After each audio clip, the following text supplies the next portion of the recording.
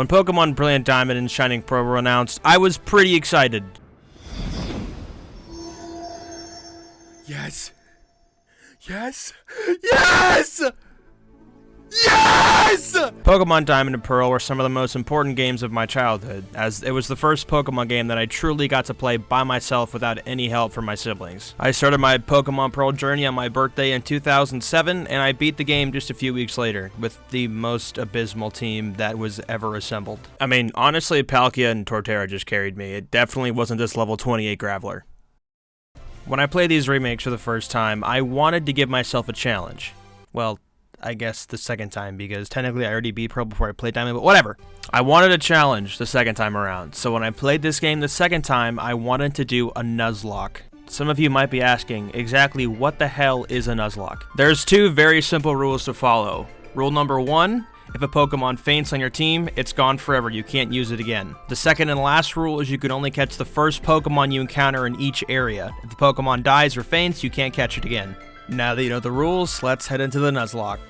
Story's pretty simple. You meet your neighbor, you want to go to the lake, Professor Rowan's already there, he leaves his briefcase, you gotta choose a Pokemon now because Starlies are attacking, even though Mom warned us about this. A trainer's most important decision, choosing the starter. Well, we chose Chimchar and kicked that Starly's ass.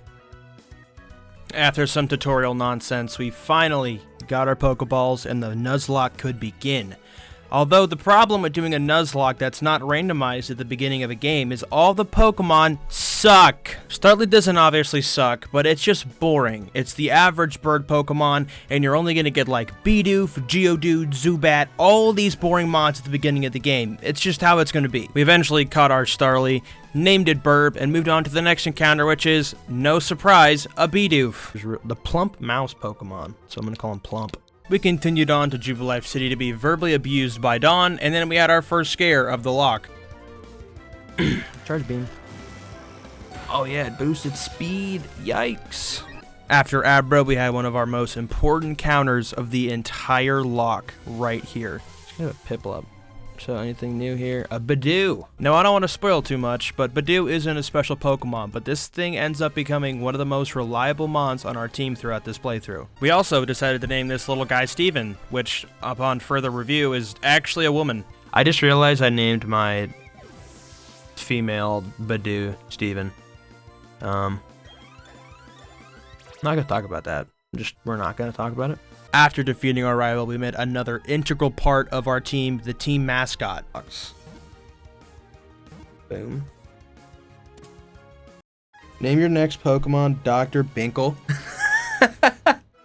Definitely gonna name this Mr. Binkle. We went with Mr. Binkle because this cricket does not have a PhD. Mr. Binkle doesn't get a lot of screen time, but when he does, the fans love him. The best sound.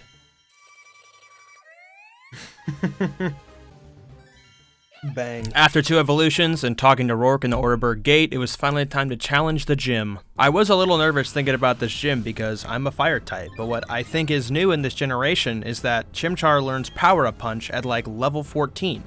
And what Power Up Punch does, it increases your attack every time you use it. So this Geodude used Defense Curl once or twice, and I was +2 or 3 attack, and I kinda destroyed this gym. I think we're at +2 right now. He's done, that's gonna be +3. I might just stay in. And that I did.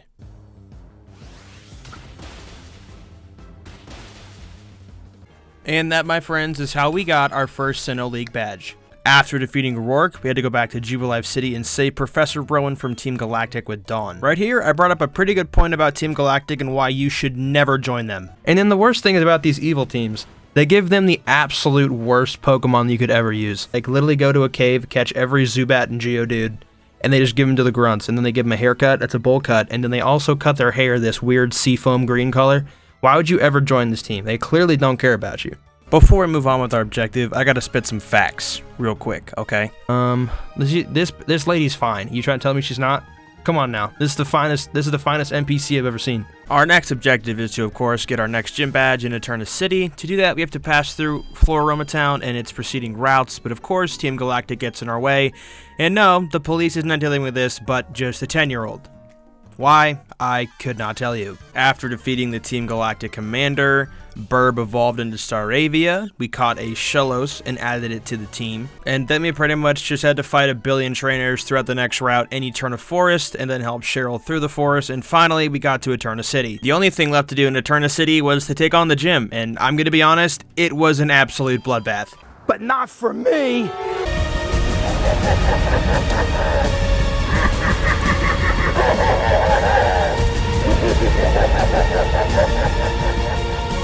Are you saying something? You think you have me cornered? Yes. Have you heard of Flame Wheel? Yeah, I am pretty good. Some would argue the best, but let's keep the applause down. It's a little unprofessional. After committing arson, we got our second gym badge. After taking down the Eterna Gym, it was time to take down the cosplayers next. Like, seriously, where the hell is the police in this region? God damn, why does a 10-year-old have to do this? Why am I assigned to deal with the region's problems? I haven't even hit puberty. I forgot that this Stunky was an absolute menace. This battle honestly took me about 5 minutes, and 4.5 of it was defeating this damn stinky raccoon. After defeating copious amounts of trainers on the cycling road and the preceding routes, we met another cosplayer who has some very teen angst energy emitting from him. But what became of that world? Because the human spirit is weak and incomplete, strife has spread, the world is being ruined by it. I find that state of things to be deplorable, bro. We finally made it to Hardhome City, and I had a sneaky suspicion a battle was waiting for us. I don't know, I think is there a rival battle soon?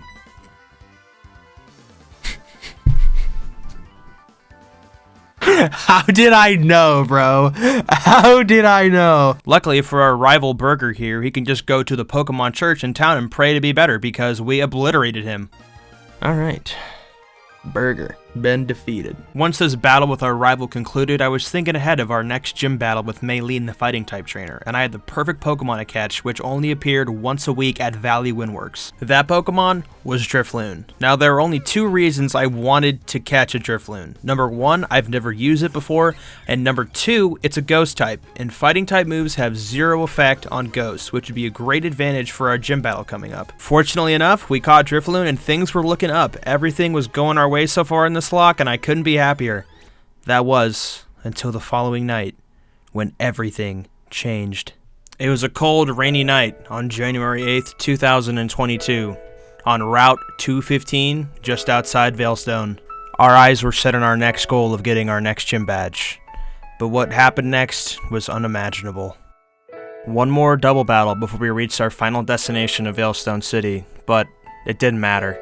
One of the lives of our team was taken this very night. Aerial Ace, don't crit me. Thank you. Waterfall, oh my god, dude, Gyarados is terrifying.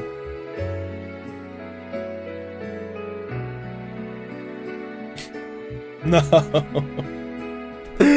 No. No. A weather-boosted waterfall from Gyarados took out our brand new member Drifloon. We were just getting to know the guy. R.I.P., you were gone too soon, my friend. With our hearts heavy, we moved on with our objective because that's what Drifloon would have wanted us to do. But unfortunately, fate had other plans. Fighting off all the trainers in the next gym wasn't easy.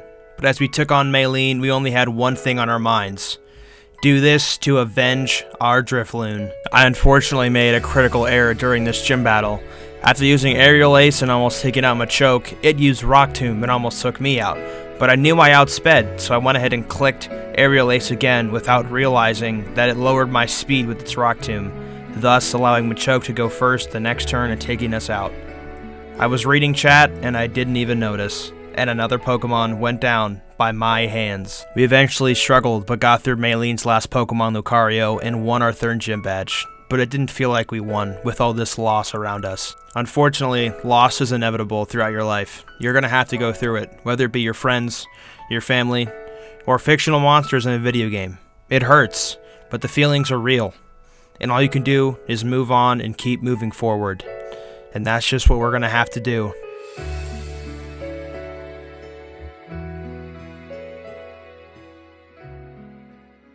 It was time to retool the team. We added a Mime Jr. named Bojangles to the squad, as well as caught a brand new Pokemon in the Grand Underground that I was really excited about. I literally just used an Onix, like in my last playthrough too. Like, literally.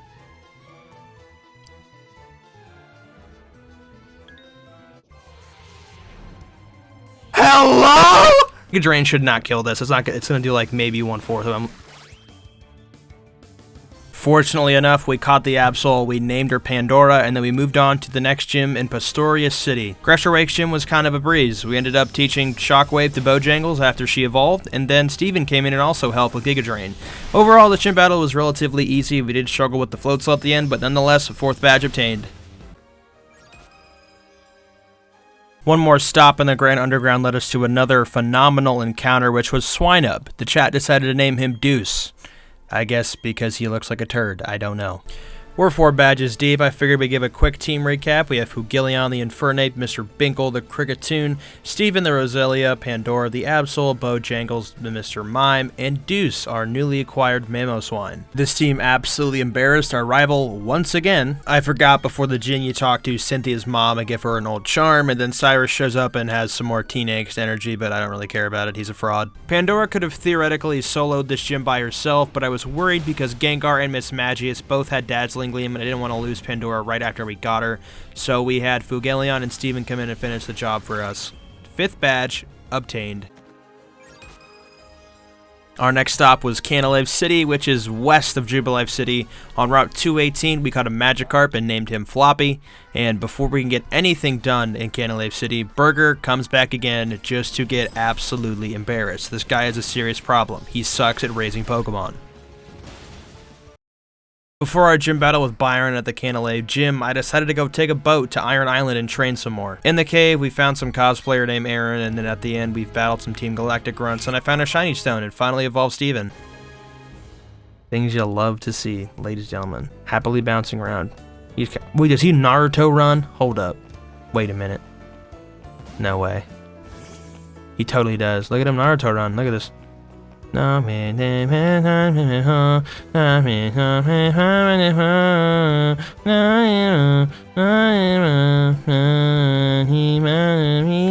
you get it.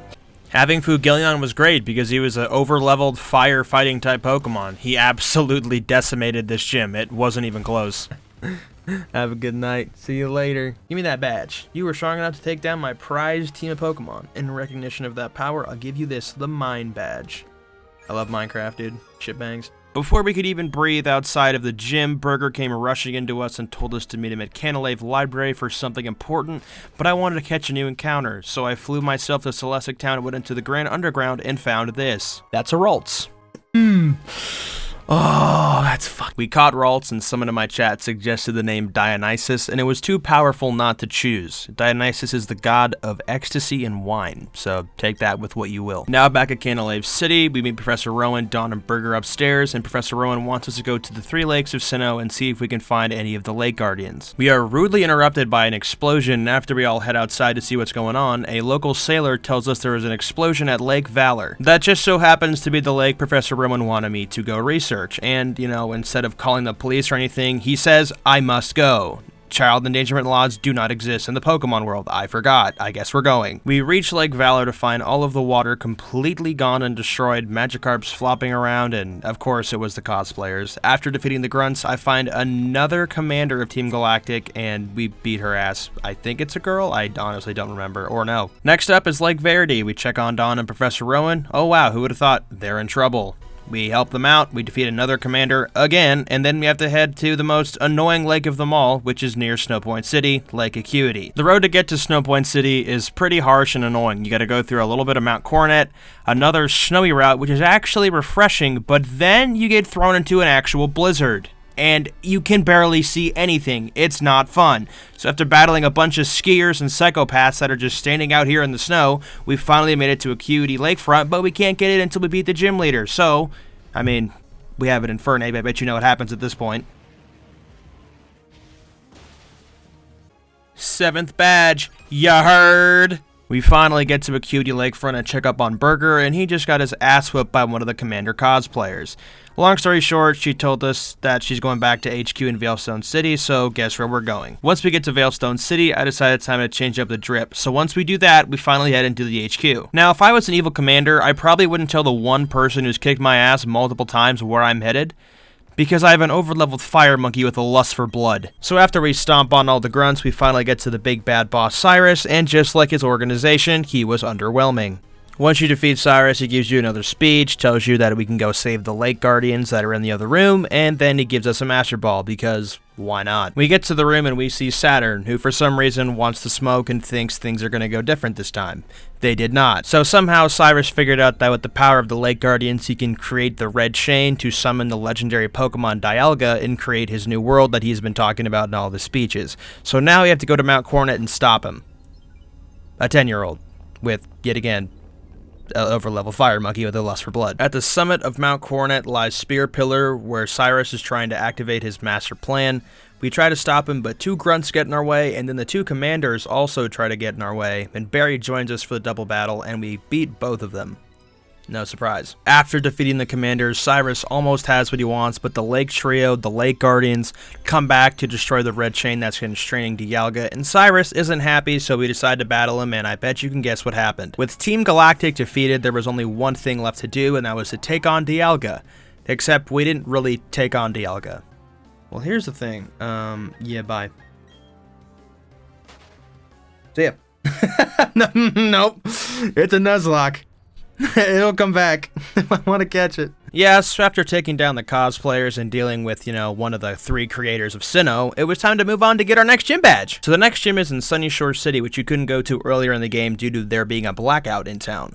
So now that you get here, when you go to challenge the gym, you meet one of the members of the Elite Four, Flint. Flint basically tells us the town's gym leader is bored of being a gym leader. He hasn't had any good challengers in a long time, and it's our job to fix that. All Flint wants us to do is give him a good battle so he's happy again. So that's what we're going to try to do. You meet Volkner in a lighthouse in town, and he basically tells us that if we don't give him a good challenge, he's going to go challenge the Elite Four. Does he not realize that I'm the protagonist? This is my time to shine. We're going to destroy him. The Sunny Shore gym is an electric type gym, and all the trainers had electric types, but Volkner only had 2 electric types on his entire team. He had an Octillery as well as an Ambipom. So Fugilion came in and did his thing, Steven came in, did her thing, and then Deuce came in and ended up earthquaking his Raichu as well as his Luxray, all one-hit KOs. That's how you get your 8th gym badge. Once you collect all 8 gym badges, you can then talk to Jasmine from Olivine City all the way in Johto, and she gives you the waterfall TMs that you'll need to get to the Elite Four. At this point, I looked at our team and I looked at our weaknesses, and we had a pretty bad weakness to fire, and, well, I thought we needed to fix that. So we went out and got one of our last encounters in the Grand Underground, and we caught a Tentacruel and named it Astro, and we replaced her with Dionysus. I'm sure we won't regret this decision. Before we could challenge the Elite Four, Burger showed up one more time, so we beat Burger's team one last time. So this is it. They checked our badges. It's time to challenge the Elite Four. The first member is Aaron, a bug-type trainer, who I basically just set up Nasty Plot on and flamethrowed our way to a win. That was honestly easy. I did forget to mention that Deuce came in and hit the Drapion with an earthquake at the end. Up next, we had a nice old lady named Bertha who we had to send back to the nursing home because we basically just Giga Drained her entire team with Steven, and that was that. Next was our old buddy Flint, who we met in Sunny Shore City. He's a fire-type trainer, and I brought Astro on just for this battle. Let's see how she plays out. Flint started off with a Rapidash, and it ended up using Hypnosis a lot. We eventually broke through and scolded the horse to death.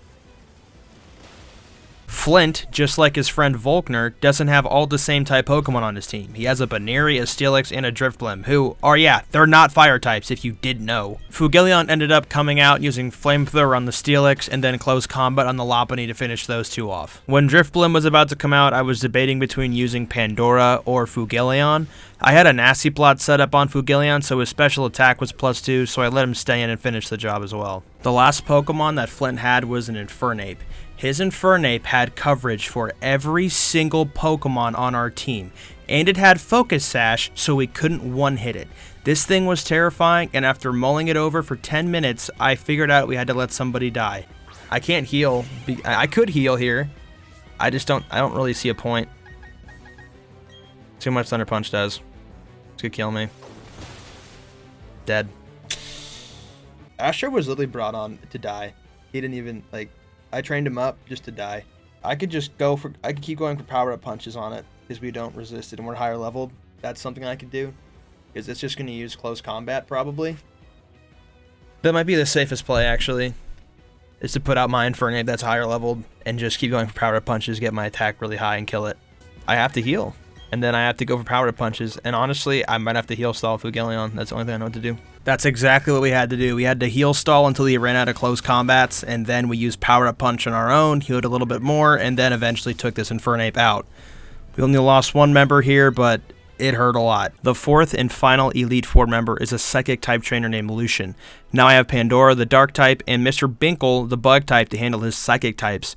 But the beginning of this battle makes things a little more complicated, and here I explain why. This Mr. Mime normally sets up stuff, because when I played it the first time through, it set up the two Light Screen and Reflect, I think. So I could set up past that if I wanted to, and sweep his entire team with Pandora. The problem is, if it uses Dazzling Gleam, I'm dead. But what does Mr. Binkle do? Mr. Binkle can learn Swords Dance as well. I might just have to do this. I'm gonna do it. I can't believe I'm gonna open this battle with frickin' Mr. Binkle, but I'm gonna do it. Pandora could theoretically destroy this entire team if I get lucky enough, but I have a feeling this thing is gonna absolutely... What's going on, Bogdan? I have a feeling this Mr. Mime is gonna set up, depending on what Pokemon I have out first. I don't think it cares. It could kill me with one hit if it wanted to. So we are starting this Elite Four battle with Mr. Binkle. We put up 4 Sword Stances, Mr. Mime used Reflect and Light Screen, and we finally used our move, and it didn't knock it out. I was put in a position where I was going to have to heal stall for about 15 turns here with Mr. Mime, but there's a side effect with Psychic that can lower my special defense, and it happened twice. So Mr. Binkle was going to get knocked out by Psychic next turn, or I could get lucky with a friendship mechanic. Use Dazzling Gleam, see if we live it. It didn't do the friendship thing. Well, that was a waste of time. Alright, don't let Mr. Binkle's death go in vain. That's all I can say at this point. Okay. Lucian's next Pokemon was this Medicham, which had 2 super effective moves against Fugelion and Steven, as well as super effective moves against Deuce and Absol. We're in trouble. I'm gonna Dazzling Gleam, see how much it does. Of course, it's 1, and then he's gonna put us at... Oh my god, don't die. Please don't die.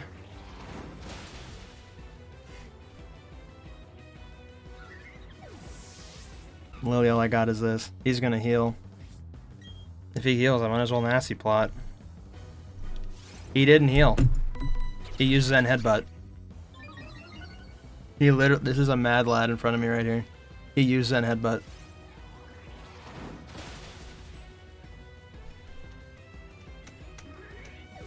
It's chalk, boys. Looking back, it hurts knowing that our Absol was faster than this Medicham, and we could have had a shot to kill it earlier in the match, and then as well as the computer not healing its Pokemon in the red. I have never seen that, and I've been playing Pokemon for literally over 10 years. Pandora took out the Girafarig and the Alakazam with Night Slash, and it was down to one last Pokemon.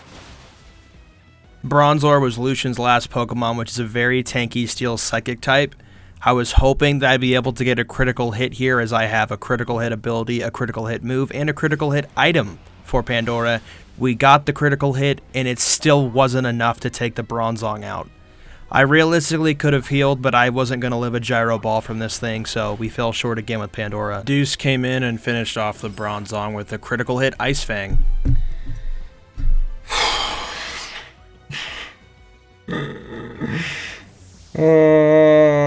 I have one Pokemon. I saved it for this battle. After all the hard work and everything that we went through, it comes down to a 1v6. Mamoswine actually ended up taking out 2 of Cynthia's Pokemon due to a bunch of friendship shenanigans, but we did obviously end up losing. I don't think things would have been different if we had Dionysus. I don't think it would have been.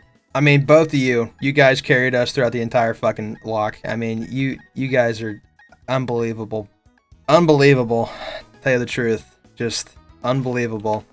The amount of pure domination that you go through in these games just to get humbled by the Elite Four is crazy. Insanity. And it's fitting there's an ambulance coming by because they can pick up my dead Pokemon that are here.